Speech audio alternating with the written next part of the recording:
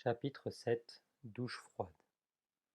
Autant le mois de mai avait été ensoleillé, autant le mois de juin fut gris et pluvieux.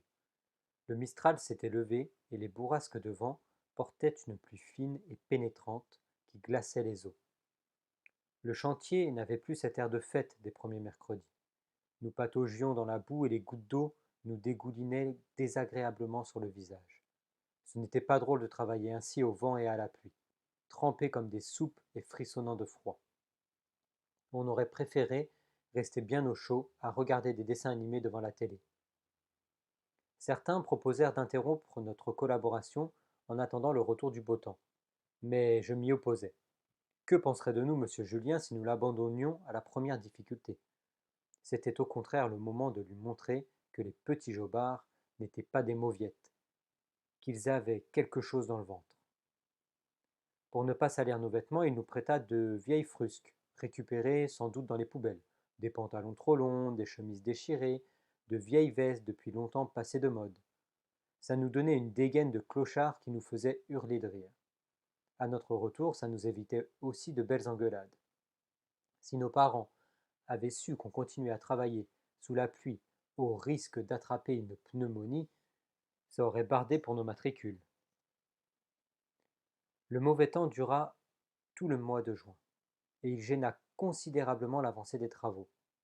La colle ayant besoin de sécher, il fallait immédiatement recouvrir de grandes toiles plastiques les parties où nous venions de travailler. Mais le vent était si fort qu'il soulevait les bâches. Nous devions les lester avec des briques ou de grosses pierres, ce qui n'empêchait pas toujours les bourrasques de les faire s'envoler. À plusieurs reprises, certaines parties furent à recommencer, car la colle ne tenait plus à cause de l'humidité. Quant aux travaux de peinture, les filles furent obligées de les interrompre pour les remettre à plus tard. Sylvie abandonna la partie. Mais Lou, Katia et Cécile vinrent quand même sur le chantier pour aider à bâtir la tour. Leur présence fut capitale pour le moral, car la plupart des garçons n'osaient pas montrer devant elles leur découragement. Seul Philippe prétexta qu'il avait les bronches fragiles, qu'il ne devait pas s'enrhumer et fit sauter 2 mercredis sur 3. Les autres restèrent fidèles. Certains arrivaient plus tard ou repartaient plus tôt, mais tous mettaient un point d'honneur à venir.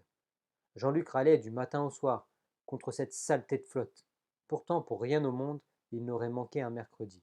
Si les filles le faisaient, il pouvait le faire aussi. La tour avançait doucettement. Nous avions dû faire une deuxième hauteur d'échafaudage à laquelle on accédait par une échelle. Avec la pluie et la gadoue qui collait aux semelles, ça devenait de l'acrobatie. Mais ça n'impressionnait ni Michel ni Moustique, préposés pour un mois à la pose des bouteilles.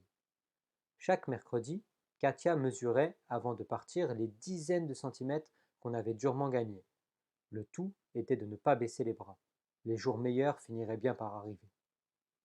Mouloud continuait à débiter des cochonneries et Moustique à chanter.